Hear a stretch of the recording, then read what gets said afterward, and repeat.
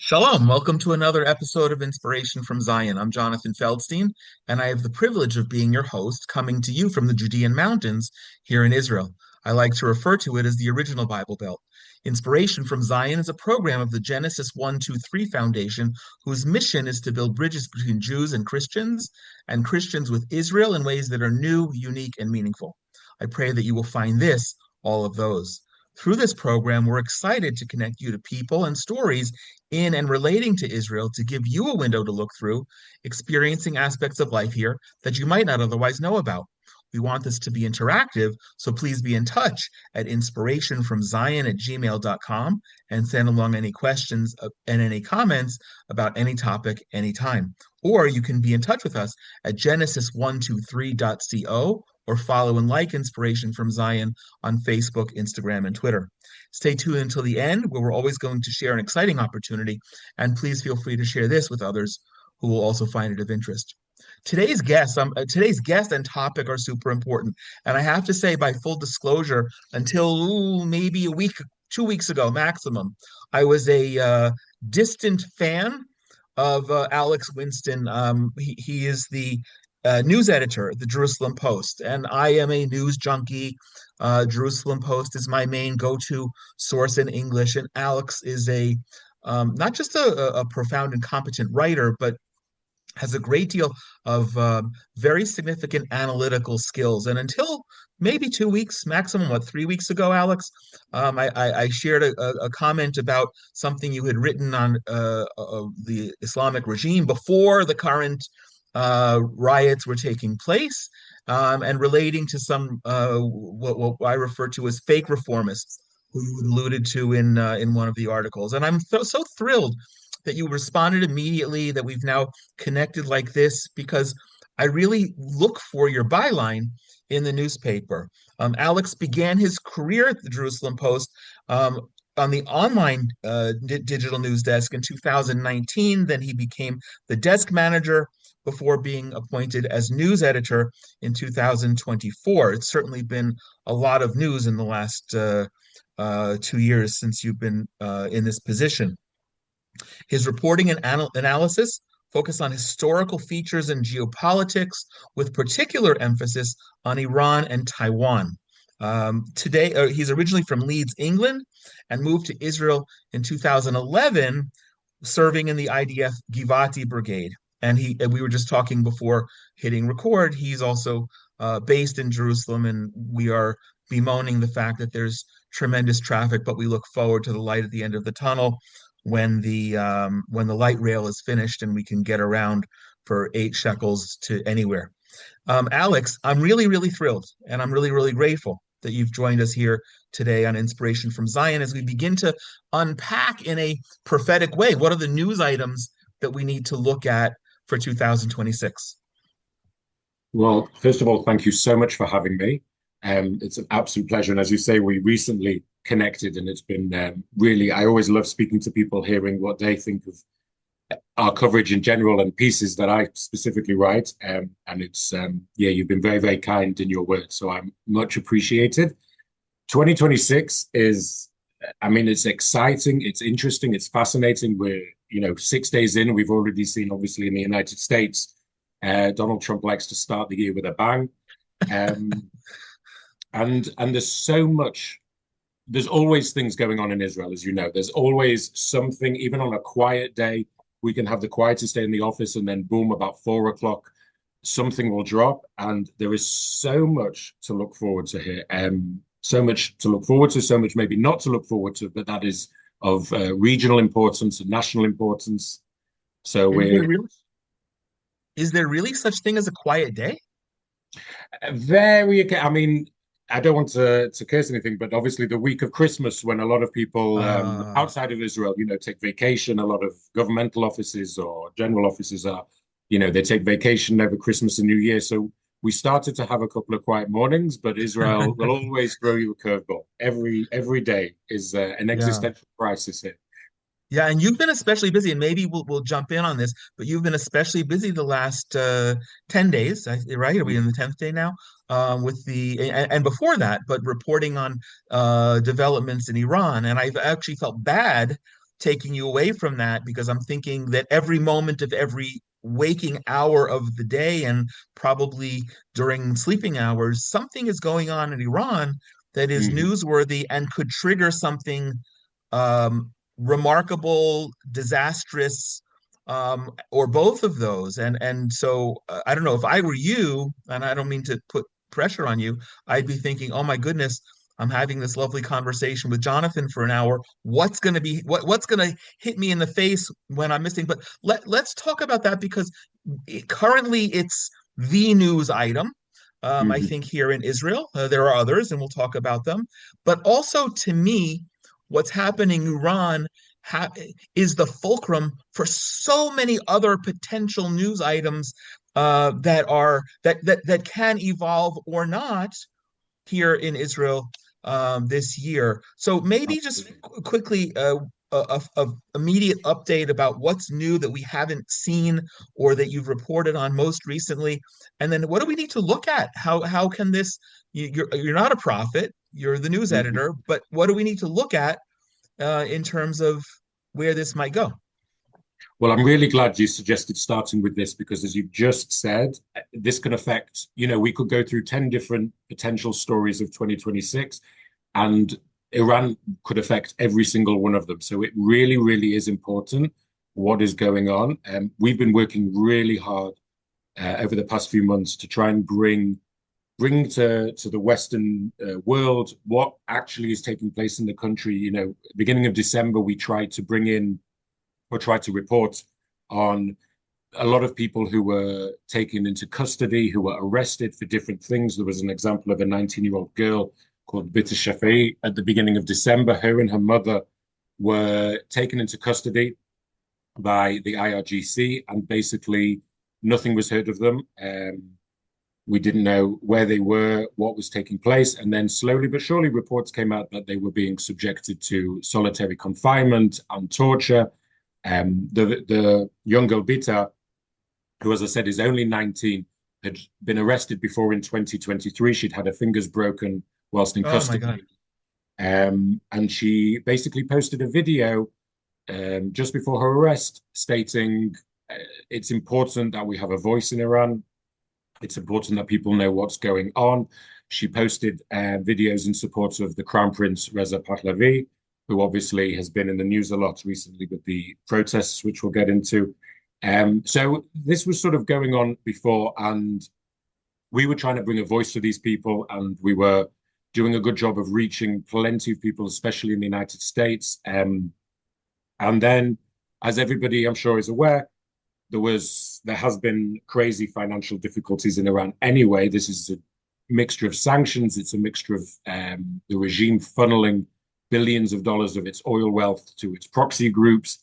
And the situation gradually became worse and worse and worse. At the middle of December, the regime brought in a fuel price increase, Ah, right. which was the catalyst basically for protests a few years ago. In 2019, it was financial matters. So we saw on December 28th, basically the merchants and the shopkeepers in Tehran's famous marketplaces basically had enough. They reached the end of their tether and they shut up shop. This was a week last Sunday. They basically shut up shop, or last Sunday, I should say. They shut up shop. They took to the streets, and this was the first time we'd really seen a mass group of people taking to the streets, chanting against the regime. And slowly but surely, these protests have grown. They're now in over 70 cities. So I've seen some reports say 100 cities across and towns across Iran. And the interesting thing about this is, and this is a question that I asked, is it just because of the financial situation, or is it actually against the regime? Because it's very important to differentiate. Not everybody is Good taking point. to the streets, demanding an end to the Islamic Republic and demanding the death of Khamenei and all these things. Some people are just looking for a better standard of living. Some people just, want money that's due to them. They want to be able to feed their families. And over the past 10 days, we've seen a massive call against the regime, really anti-regime protests, anti-regime crowds, anti-regime chants, people calling for the death of Khamenei, and most importantly, and quite unbelievably, chants for the return of the monarchy or the Shah. In this case, it would be, the Crown Prince Reza. Why is that most remarkable? I would think that if you're chanting for the death of the supreme leader, that that's more of a direct threat than worrying about some guy who's sitting in suburban Washington and speaks better English than he speaks Farsi.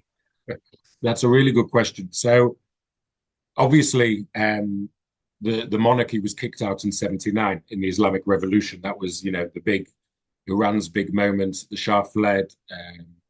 Ayatollah Khomeini came back and they instituted this Islamic Republic. Until then, it was a monarchy. And it wasn't crazy difficult math, but I managed to figure out that if the Islamic Republic reaches 50 years, it will have constituted only 2% of Persian history.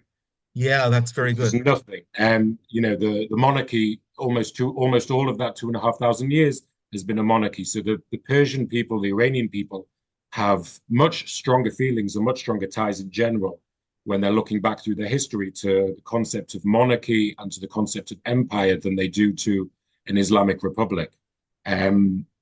We saw in 2022 there were protests, the Masa Amini protests, which was against the hijab enforcement law. So we've seen people take to the streets before who've had issues with aspects of the Islamic Republic rule,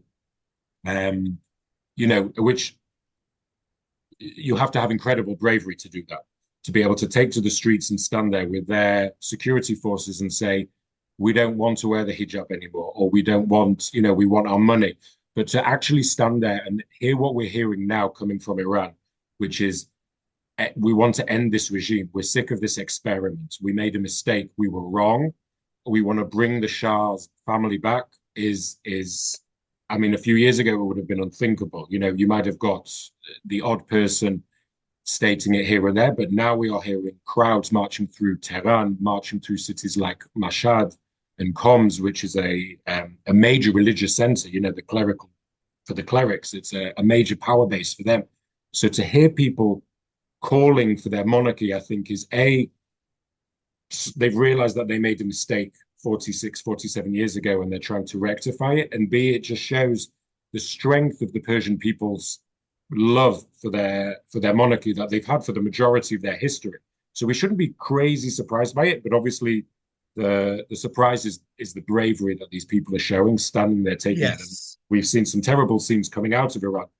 Over 20 people have been killed so far, and that's just sort of the most conservative estimates. I'm sure behind the scenes it is a lot more. And the truth is, this is also the first time the Shah and the Crown Prince, forgive me, and his team are Yeah.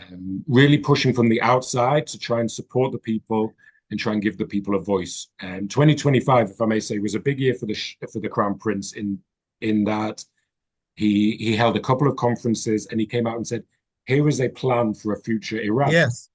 He said, I have a 180-day plan to transition to democracy, something that they hadn't really formulated before in detail. He has a great team behind him in terms of financial and economic experts who can try and salvage the situation in Iran. And he's also, most importantly, said, I want to hold a referendum, and whatever the people want, be it a republic, a constitutional monarchy, however they want it, I am happy to go with that. So we haven't got somebody on the outside who's waiting for his chance to swoop in and sweep power, come back to power after 47 years, bring his family back. He's honestly and openly said, I am happy to go with whatever the people of Iran want. And all these things are sort of converging. And these protests, that's what makes them so different to things we've seen maybe in 2009, 19, or even 2022. And that's why it's so fascinating. And as we just said before, it has major global implications, these Right. protests. So that's excellent. I want to jump into that because by the end of this hour conversation, we could see it's not outrageous, but it's perhaps improbable percentage-wise that the supreme leader is already on a plane outside Iranian borders on his way to Moscow, along with his sons and whoever he chooses to save from Mhm. the wrath of the Iranian people. and that would change things radically. We could see in the course of the same hour that he cracks a whip, and we see even more brutal repression, which could trigger Donald Trump to follow through on his threats, which threats are nice. I wrote an article that nice words in Farsi are good, but with what's needed is action, Hmm. based on his tweet in Farsi this week, and I just read also on the Jerusalem Post website this morning that apparently Netanyahu has communicated through Putin that Israel is not looking for a military escalation, which was an improbable kind of statement. But all of each of those and a thousand other things could happen that would then trigger different responses to the world events in our immediate sphere, in our immediate world. Indeed, Hamas is still a problem. Hezbollah a little bit more so. They say the Houthis are a little bit more out of control. As we're speaking, there's still groups, Israelis and Syrians, who are in the midst of some sort of negotiations in Paris. But until a year ago, Iran had a fully entrenched presence in Syria. Where, I mean, we could spend the rest of the day talking about the potentials. So just what are the headlines perhaps that you could consider seeing yourself writing in the foreseeable future? Absolutely. Well, I mean, if I may offer my personal opinion, I think Khamenei is, to me, seems the type of person who's more likely to go down with his ship than Wow. flee to Russia. I could, of course, be wrong, and he may end up sharing an apartment with Mr. Assad, on the outskirts of the city. But to me, it seems that he's because this is a whole, as we said, it's an ideology of an Islamic republic of having clerical rule, and obviously he's been the leader now for 36 years. It doesn't seem like something that he's just going to throw away. We will definitely see, I think, state repression increase in Iran, and I think we will see more deaths, which in turn I hope brings more people to the streets because pressure really needs to be amped up. In terms of Israel, Israel is definitely, I don't think, going to make the first move.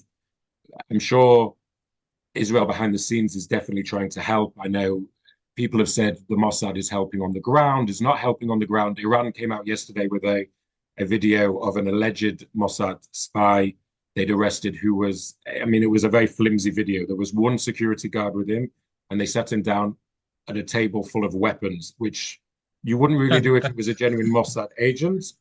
Iranian analysts have told me that when they do capture an Israeli spy or a Mossad agent, it is never publicized. Everything is behind the scenes. So when they do it, it's all for show. Interesting. It's never a genuine sort of spy or agent.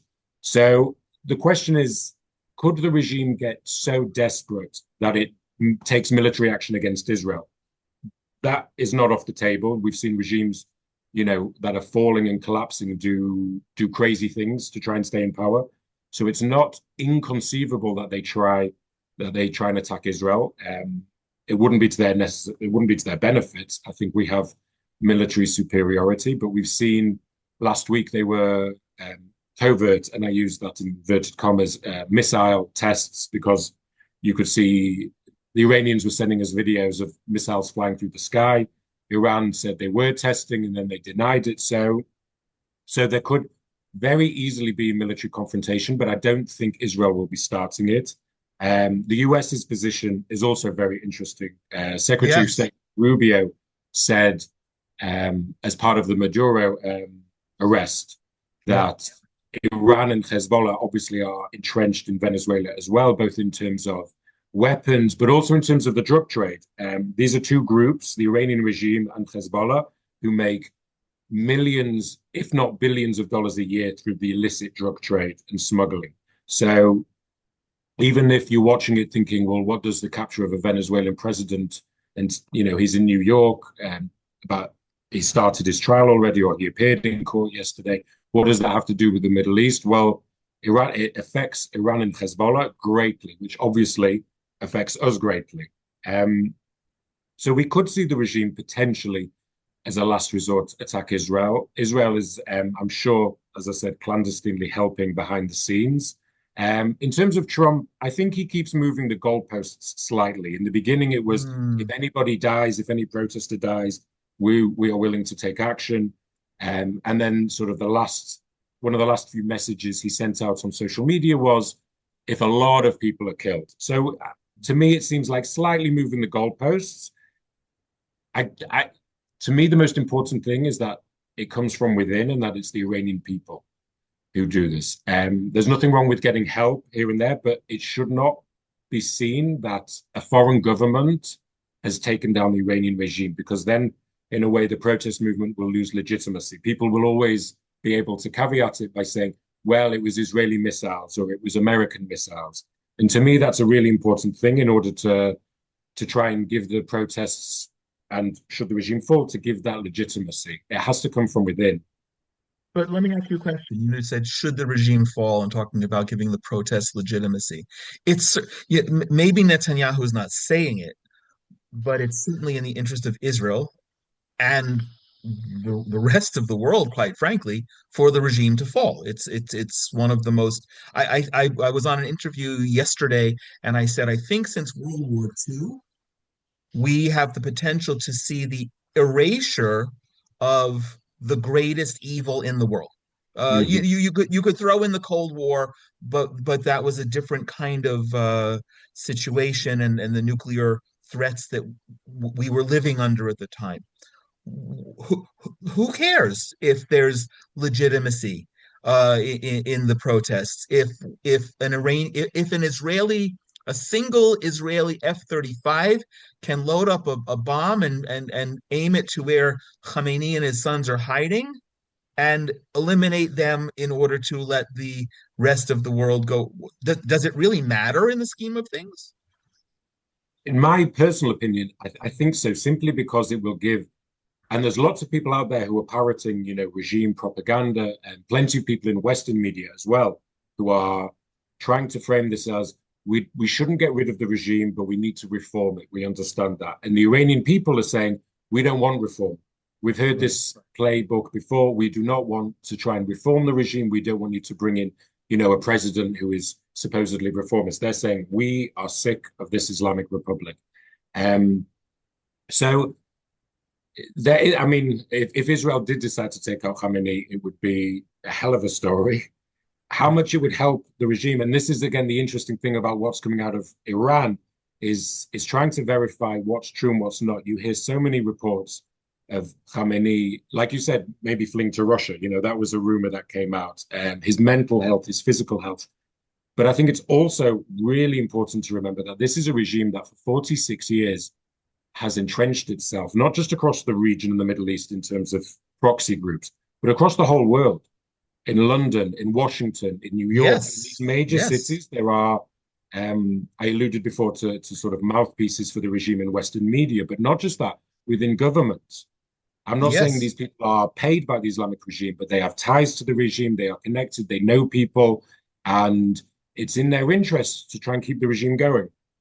They don't want to see a free Iran necessarily. So it's really important to remember it's not just pop in, kill the leader, cut off the head of the snake, and the body will die. It's so much bigger than this. As we mentioned before, Hezbollah and Iran's entrenchment in Venezuela, it's all over the world. So just because Khamenei may go or may not go doesn't mean that the regime will crumble. There are so many people who it's in their interests to try and keep this going, even just from financial matters within Iran Yeah. and without Iran. So it's going to be really interesting. The most important thing to me is that the protests don't lose momentum. They keep picking up pace. From what I Yeah. can see, they are continuously growing in terms of geographical locations. More and more cities are seeing protests, and then now they're mostly at night, not during the day. But it's really important to keep momentum going. And as you said, Khamenei has watched over the past year or two his sort of surrounding power base in terms of Hamas and Hezbollah and the Houthis Right. take a pummeling basically at the hands of Israel, and Assad, of course, fled Syria just over a year ago. So he's watched his regional power base just disintegrate. I would love to be a fly on the wall and see what is going on Oh, in meetings at the moment because they're in a precarious position, but it's not over yet. what's the Hamas, Hezbollah, the Houthis? I mean, maybe Syria. It's funny, a week ago when we scheduled this conversation, I don't think that you and I would have thought that we would even be thinking of or talking about Venezuela. Obviously, it's in the news, but it's not in the news just because of Maduro's being arrested. It's because Venezuela is also one of those uh, global tentacles that the Islamic regime Mhm, has been using. What are the one or two other pieces that we just need to be looking out for? The other tentacles, it's impossible to predict what's going to happen in the next day, in the next week, in the next month with the protests. But it could go till a regime change to one mhm. extent. It could go to the complete putting down of the protests, which will be brutal and bloody and more horrific than probably the Iranian people have ever seen, and a lot of ways in between. But where are the two or three other just headlines that we need to be looking at in terms of what the trickle down impact might be depending on which way it goes in Iran these days? I think the biggest one is probably Hezbollah in terms of uh, what Israel is looking at. In terms of global geopolitics, obviously you've got to factor in how the Russians and how the Chinese are seeing things like this. They have very close ties to Iran. I don't want to take us down a whole, China, Taiwan route, but obviously China has upped its ante. They had the biggest ever war games the other Right. week, sort of in the sea between the islands. They were surrounding the island. So we've got to wonder what the Chinese are thinking watching all this. They are also very dependent on Iranian oil at a decent price. So obviously, should the regime fall, all things like that can completely change, and that can affect um, the Chinese and how they deal with things. In terms of Russia, it's similar in terms of weapons in the Ukraine war. If the regime falls, Russia loses one of its strongest supporters in terms of providing weaponry and drones and things like that. So there's plenty on the global scale to be looking at. In terms of the Middle East, I think we've seen Hezbollah is trying to regroup since it's had its massive failures, at the hands of Israelis in terms of the Beeper attacks and Nasrallah was killed and all these kind of events. And it really took a pummeling on the ground when the IDF stood up and faced it. We've seen them try to regroup. They are struggling, and they're also getting a lot of backlash from the Lebanese government, which is a really positive thing to see. The Lebanese have finally, it seems, said enough is enough. We want to be a normal, peaceful country. We've had, conflict basically for 40 Yeah. years in terms of civil war and ethnic conflicts, Christians and Muslims. And Lebanon seems to be willing to move forward into the 21st century. They are willing to even sit down with Israel and speak. And I think they understand that Hezbollah is blocking that progress. So it's really positive for us to see the Lebanese turn around and say, we need to disarm Hezbollah. We need to move forward in our lives. And similarly with Hamas, everybody is waiting on the last hostage to come back, Ramgvili, whose body is still held. This is part of phase one of the deal. We're still waiting for a hostage's body to come back. Everybody's been saying, well, we're going to move to phase two. We need to move to phase two. Everybody now seems to be on the same page that Hamas needs to disarm. Yeah. We cannot have an armed group who committed October 7th, still sitting on our doorsteps. That's an impossibility. And the interesting thing is also this international stabilization force of international troops, which is part of phase two to come in and try and keep the peace in Gaza. Hopefully, they do a better job than UNIFIL have done in Lebanon, the Oh, UN's body, who've been yes. guarding the Israeli-Lebanese border. But so obviously, as we said, which way Iran goes affects all these things. Yeah. If the regime falls, Hezbollah and Hamas lose their biggest sole supporters, and that changes the game completely Yeah. in terms of Israeli strength, in terms of Hamas and Hezbollah's weaknesses. But it's yeah, that's why as well it's so important what happens with this regime. Yeah. I will say there will probably be an increase in state violence and state repression. As I said, it's hard to verify exact numbers, but there's at least 20 protesters dead. Live ammunition has definitely been used on crowds and groups. So we're seeing a government turn on its own people, which usually never ends well. Sometimes, it can take years in some cases, but usually the trend is that it never ends well. So we'll Yeah. see. All right. Well, as I said, we could go on all day, literally just talking about those issues, and I'll look forward to having you back as things evolve.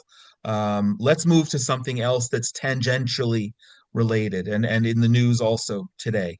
If I remember correctly, yesterday we saw the largest single induction of ultra-Orthodox Haredi Mm, Jews here in Israel. Still far below what's um, what's necessary.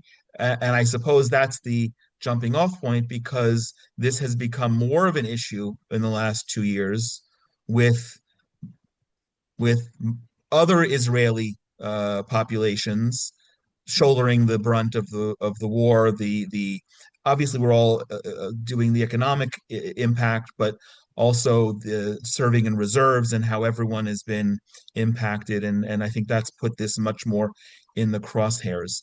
Shas, if I'm not mistaken, has recently said that they will not vote for the state budget, which automatically brings down the government, and will lead to to elections. I'm not sure how much it makes a difference if we bring down the government if we're having elections anyway. And there's speculation that somehow it's in Netanyahu's advantage to have earlier elections than next fall, which are scheduled.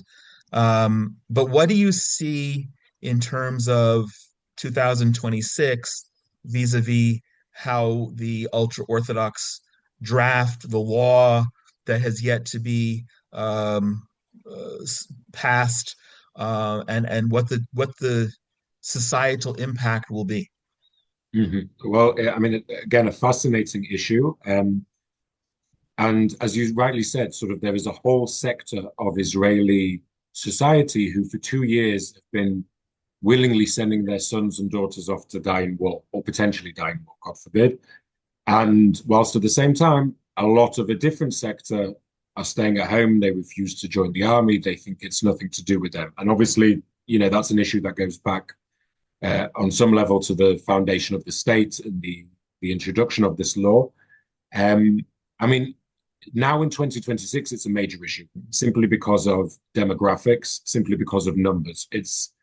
And again, this sort of is my opinion, but it's impossible to have such a large group in society who refuse to contribute. And it's not just a contribution to society, it is defending the state of Israel. It's defending our very lives. Now, obviously, you could sit for hours and discuss on a religious level what defines defending the country. Does sitting Torah, learning Torah, is that defined as defending the country in some way? And I absolutely have no qualms with anybody who wants to sit and learn Torah.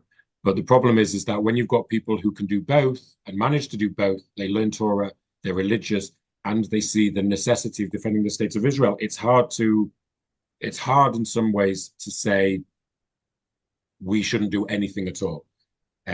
Numbers are growing slightly. There have been also an increase in arrests. The army has really tried to cut Arresting of people who are dodging the draft. who are dodging the draft. Yeah, towards the end of last year, we saw numbers increasing, and I think obviously the fact that we've been through 2 years of a real war. This is Israel's longest war ever. We're used to counting wars in days and hours. Yeah. Now we're talking years. So this is the longest war we've ever been through. We've seen hundreds upon hundreds, not just on October 7th, but since then, soldiers who've died. And I think Israeli society, in its special way, just wants to see a bit of fairness and wants to see everybody contributing, as most countries probably do during a wartime. They want to see everybody pulling together.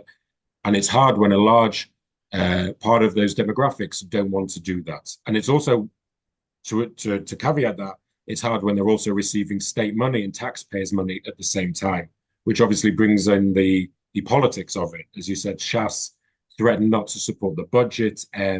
UTJ, who are United Torah Judaism, a group of smaller parties who combine as a group in the government. They left the government last year because of issues, but they support it from the outside. So as it stands, the government hasn't got a majority. There are 120 seats in the Knesset, so 61 is a majority. At the moment, the government has 60. So it doesn't. So it's reliant on the support of the Haredim, which is the way the ultra-Orthodox, which is also the way Netanyahu has largely ruled for the past 14 years, apart from our brief Bennett-Lapid administration. He's relied on the religious support. So there's always been a sort of status quo. Now, especially in election year, this is really, I think, going to come to the fore. This is really going to be important. Netanyahu is going to run for prime minister again. He has no intention of resigning. The elections are scheduled for October. We'll see when they actually come to pass. But Netanyahu has always based himself as a sort of central right winger who needs the support of those of the ultra Orthodox parties and also the more religious, what colloquially we would define as sort of settler parties. Otzma Yehudit, those kind of people, Smotrich and Ben Gvir. So, on one hand, he has to balance real public dissent with what is happening in terms of the Haredi sector, the ultra-Orthodox sector. And on the other hand, he's got one eye on the elections and how can he garner enough mandates or enough parties to be able to form a government coming up. So he's, as always, playing the balancing act. But I think generally, as I'm sure you know, people on the streets here in Israel are absolutely fed up with this. And based on the numbers of ultra-Orthodox we're talking about, it's now a very serious issue that needs dealing with as soon as possible. Right. Now, it's interesting the way you just framed it in terms of Netanyahu having an eye on it, because it's intuitive that and I guess we're getting into the whole election issue. It's intuitive that in order to form a government, he'll still need these ultra-Orthodox parties. But on the other hand, I'm guessing, I think it's correct, an average Likud voter who will support Netanyahu does not support the idea of the ultra-Orthodox community having a pass and not having to do some form of military service. So Netanyahu's got to on one hand, as the election is, whether it's 9 or 10 months away or 6 months away, is indifferent. He's got to differentiate himself, as do you refer to them as the settler parties. I refer to them as the national religious parties. But regardless, they have to also differentiate themselves from all of them, both from the perspective of garnering enough votes, but also looking at when the dust settles after an election, how can they make a coalition? Because if you eviscerate the ultra-Orthodox parties so much that they would, for some reason, lose votes, then he can't make a coalition government. Do you have any thoughts on that?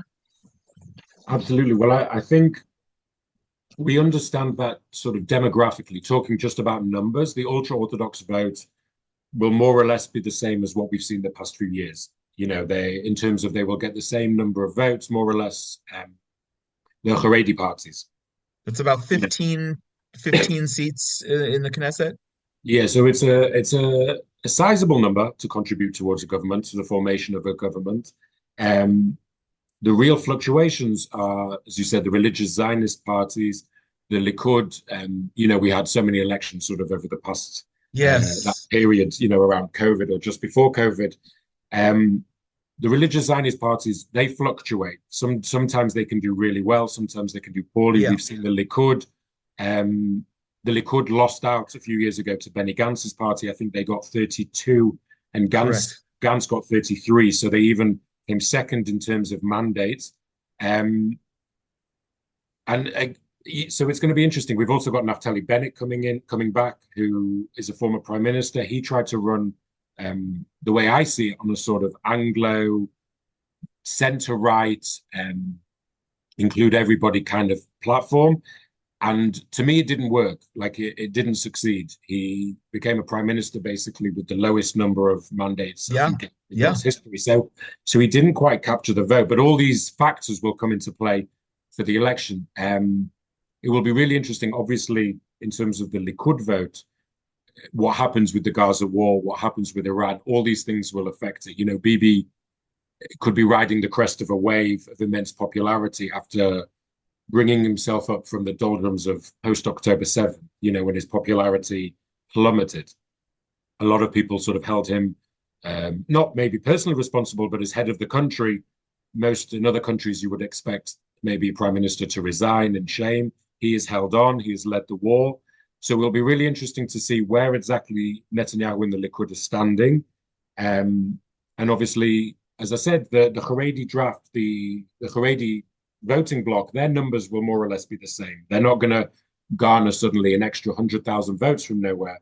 And they're unlikely to lose, 100,000 votes because people are unhappy with things. So the Haredi draft on a social level is really important to be sorted out because we need it.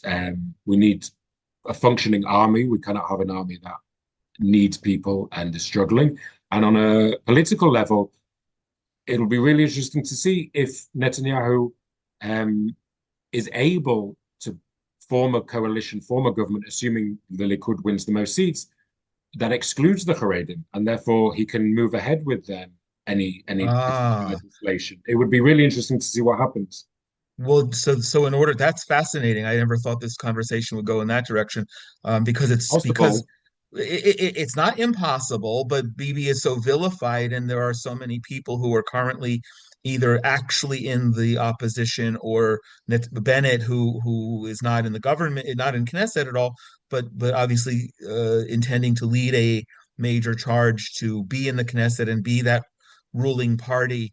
But in order for Bibi to win to become prime minister again without the ultra Orthodox vote, one of two things need to happen. Either Likud needs to get somewhere in the range of 40, 50 seats on its own and then form a small coalition, or it needs to have a broad-based center-right coalition that would include a Bennett, include Mhm. Gantz if he makes it, include Lapid, include maybe some other opposition party that doesn't currently exist, and if Avigdor Lieberman could stomach being in the same room with Netanyahu, do you see that possible? I mean, we're in such a politically divisive period that everyone in the opposition is in the anyone but Bibi camp. Absolutely, but we've seen this before. A few years ago, we had the election that brought the Lapid Bennett sort Yeah, of joint administration, and that again brought in an Arab party into government, correct. which I'm sure many thought was unthinkable in terms of politics, not in terms of society. So we've seen the anyone but BB camp for many years now. We've seen them have some successes and probably more losses. Um, I think a lot of sort of the people you mentioned, people like Gantz, people like Lieberman, people like Bennett, I don't think if certain issues could be sorted, such as the Haredi draft issue, that they would be Ah, excellent. necessarily unwilling to sit with Netanyahu again. And they've all done it in the past, to my knowledge. So I don't think they would be necessarily unwilling if it Huh, enabled them to be able to sort out major issues like the Haredi draft. If with Ben Gvir, interesting. Smotrich, Bennett, Lieberman, and Netanyahu, if they were somehow able to form a government that didn't include the ultra Orthodox parties, it would be Wow. very interesting states of affairs here. Really Wow. interesting. But as That's a you great know, observation. Israeli politics, anything is possible. Anything is Right. possible. Wow, So that's fascinating. Okay, before we begin to wrap up, maybe one more kind of broad issue relating to the elections and just headlines anyway. But everything in 2026 is relating to elections, whether it's the overthrow of the Islamic Republic or the Haredi draft or the price of cottage cheese, which we've had mhm. protests over here in the past. Um, in addition to currently being on trial for some very serious crimes, and which he's now issued a request to the president for a pardon, even though he has not been found guilty or pleaded guilty or anything of the sort. There's, and that's we're speaking about the prime minister himself. There, in the last, I don't know what year or so, the name Feldstein has jumped into the media, not because I'm so great, but because of a guy named Eli Feldstein, who's implicated along with a few other people in what's being referred to as Qatargate. Mhm. People taking money from Qatar, or promoting Qatari interests here in Israel. And actually, it was Eli Feldstein who went on TV 2 weeks ago, 3 weeks ago, maximum, giving some very uh, scathing evidence, so to speak, of what happened. How does the trial, how does Qatargate, how does this unusual request for a pardon for a prime minister who's admitted no wrongdoing all play out with or without regard to the election? We opened the conversation by saying, is there ever a quiet day? And specifically, I remember the pardon day was one of the quietest mornings we could remember. It seemed like everything was going swimmingly, and then suddenly in the afternoon, it breaks that Netanyahu has sent a request for a pardon to President Isaac Herzog, to go through the official channels. We have a presidential sort of pardon system similar to Yeah. America. And that sort of, threw the whole news day up in the air. So I remember So that much day. for your date night. This is a very interesting and unusual situation because the trial is going on still. It's concurrent. Yeah. Netanyahu isn't sitting in jail. He's not been found guilty of anything and then asked for a pardon. He is still on trial, so he hasn't been found innocent or guilty. Um, Israel, just a caveat for those who aren't aware, sort of doesn't have a jury system like my home country or the United States for those trials where it necessitates. We have, judges who sit there and they decide the whole thing. So it was really, really interesting timing. It came or it came about a month after Trump flew in as part of his victory parade for the Gaza ceasefire, and Trump obviously Yes. spoke at the Knesset, and I think it was the second time he brought up the issue of a pardon.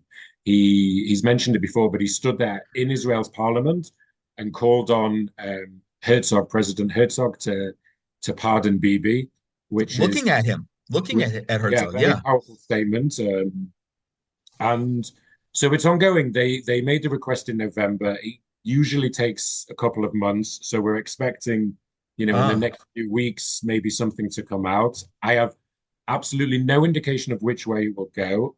If somebody put a gun to my head right now, I'd probably say it would be denied simply because the president doesn't want to get involved into the mix and just say, let's let justice play itself out.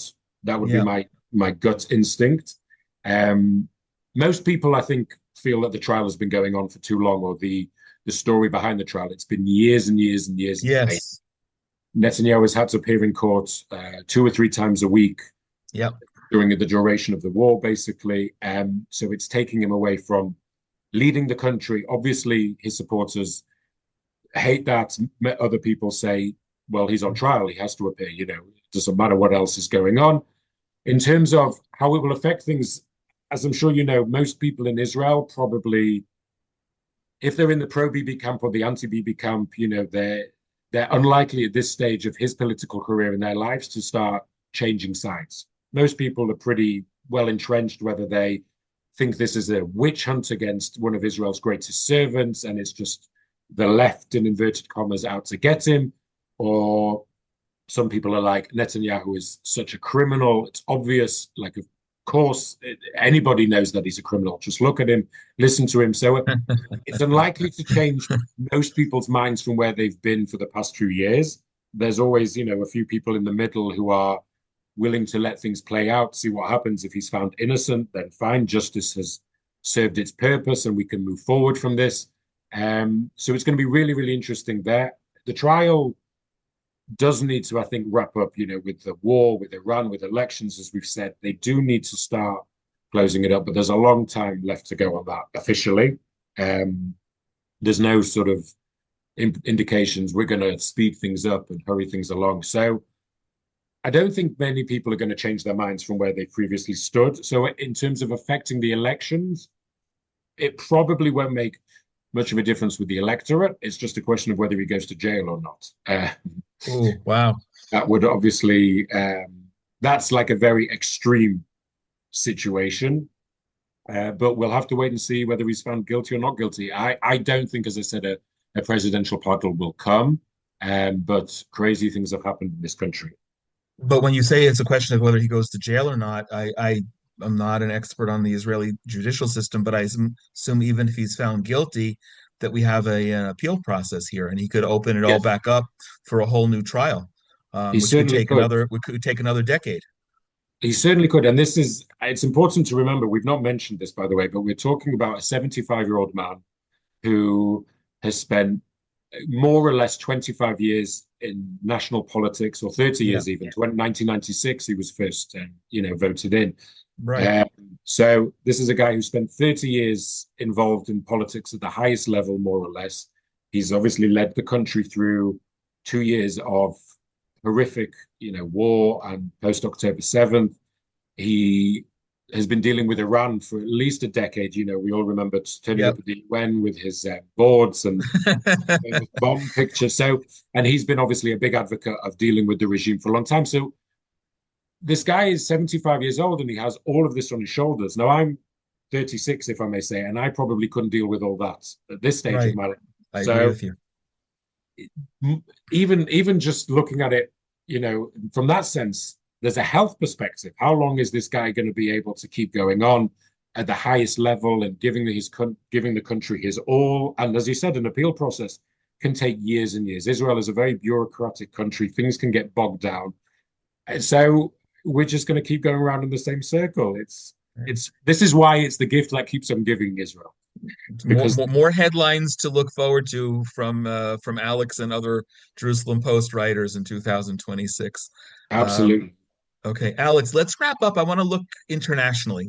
We started international, but from in terms of physical threats and Iran, especially now during the last 2 years during the war, and we've seen. I don't like the term an increase in anti-Semitism. I think what we've seen is an increase in the permissiveness of anti-Semitism, and Yeah. 2 weeks ago that played out in Sydney with 15 Australian Jews getting murdered.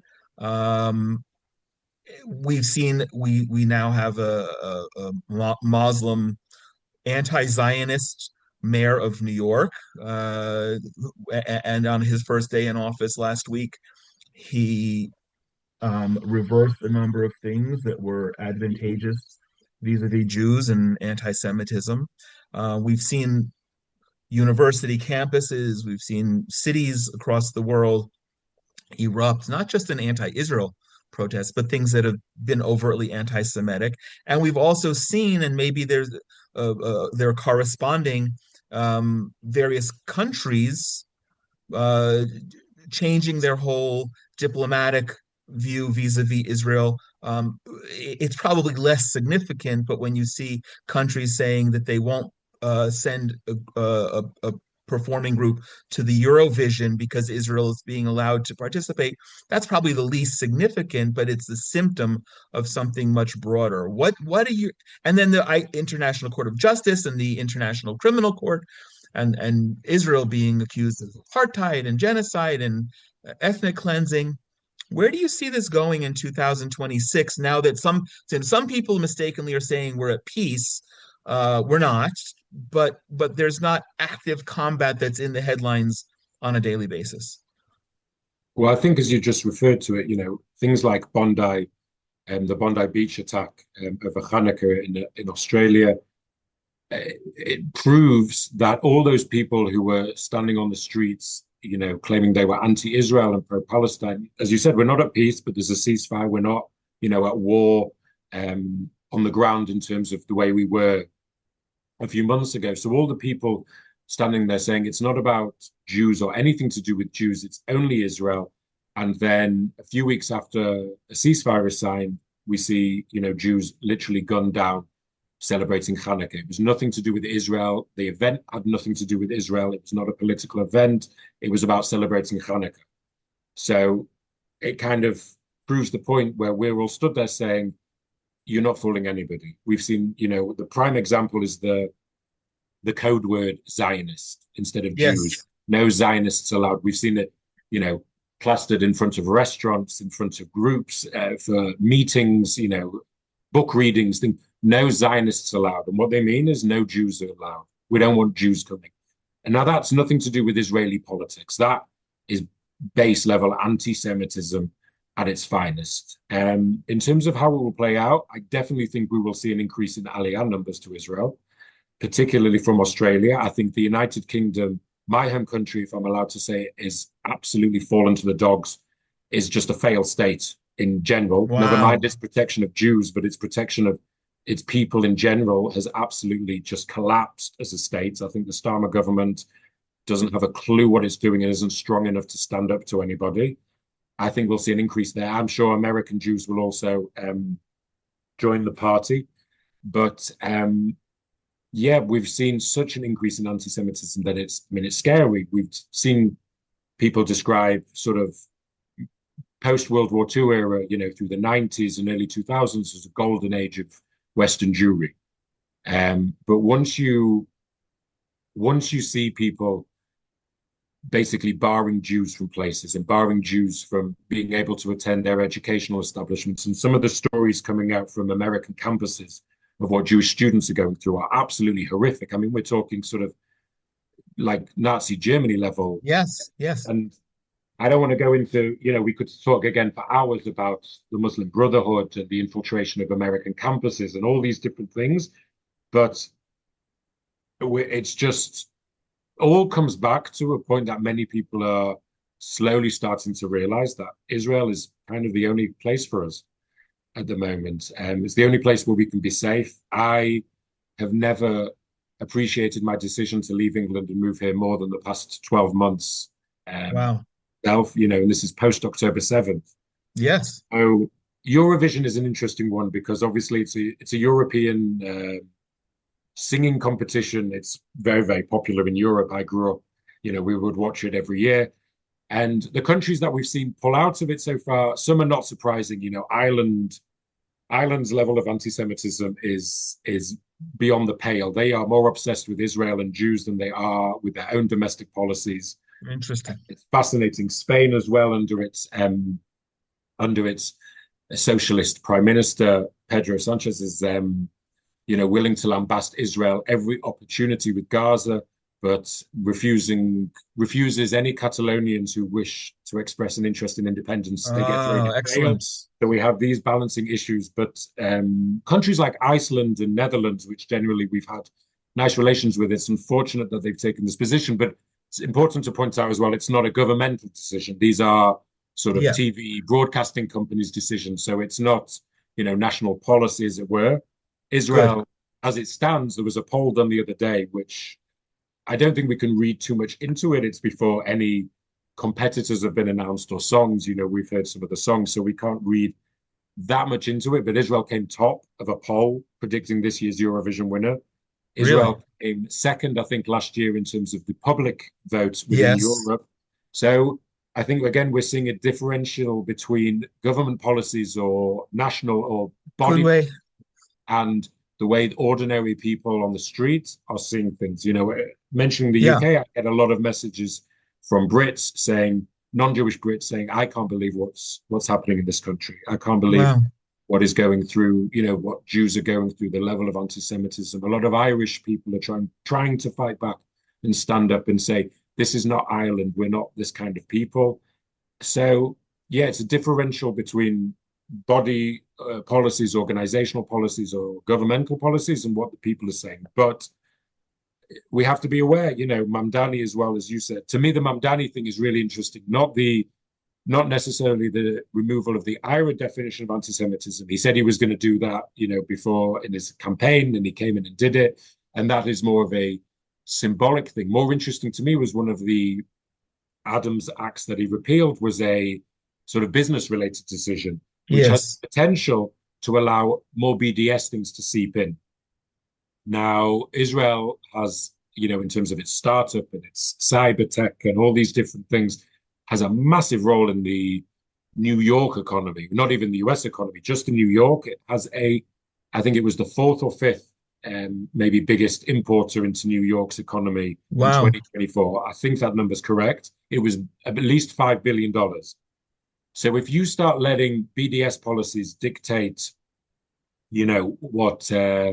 what a city's economy can do, I think we're going to see more and more Israeli companies, more and more Jewish companies maybe start to think twice about dealing with New York under Mamdani. That will have an effect, I think. But Wow. it's a scary and fascinating time, unfortunately, for Jews throughout the world. The golden period is definitely over. We know that. We know Wow. that. But yeah, we're going to see what happens. Wow, Alex, what a fascinating, broad-based, and even in a sense, optimistic ending. Before we finish, I always like to give the last word to my guests and maybe frame it in the context of what's the one story that you want to write in 2026? Well, on a personal level, simply because I spent all of 2025 trying to secure an interview with the Crown Prince of Iran, and given everything that's going on, that's on my personal level, the one story that I finally want to bag. But Okay. in terms of looking forward, I would like to see genuine peace. I would like to see the people of Gaza given a chance to prosper and fulfill their potential. And I would like to see Hamas erased from history. That would be such a wonderful story to be able to write, that Hamas has fallen from power and the people of Gaza are free. Similarly, with Lebanon, I would love to be able to write a story that the Lebanese government have stood up to Hezbollah and and and brought them down, and they are no more a threat to either the Lebanese people or Israel. And obviously, a big one would be the fall of the Islamic Republic. That would be the big one for 2026. The regime has fallen. Okay, so it's utopia. It will be the headline. Well, you've got to aim high and like Trump, Okay. the art of the deal. Aim high Uh, and accept sort of Very 75%. nice.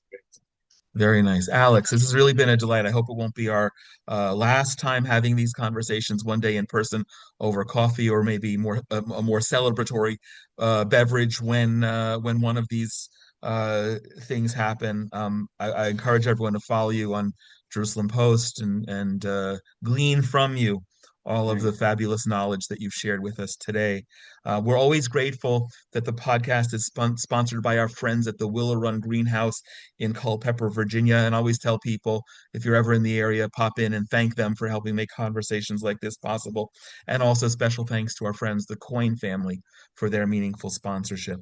Inspiration from Zion and all of the Genesis 123 Foundation programs are made possible by donations. So please consider joining us to help continue the dialogue and build bridges. I have the prerogative as host to dedicate this episode in honor of my younger brother, who's celebrating a significant birthday today, not in terms of round numbers or particular, but in terms of Feldstein men. And so when he hears this, he'll know that I'm thinking of him and look forward to many more years of celebrating his birthday. If you'd like to sponsor a future episode in honor or memory of a loved one or special occasion, please be in touch at inspirationfromzion@gmail.com. We'd always love to hear your comments as part of the dialogue and invite you to send questions as well for our programs relating to traditional Judaism for our Ask the Rabbi programs. Please share this with others who will also find it of interest and continue to join us right here as we bring you more meaningful conversations about Israel that you won't hear anywhere else. Wherever you are in the world, I pray that you and your loved ones are all safe and healthy. And I send my blessings from right here in the Judean mountains. God bless you.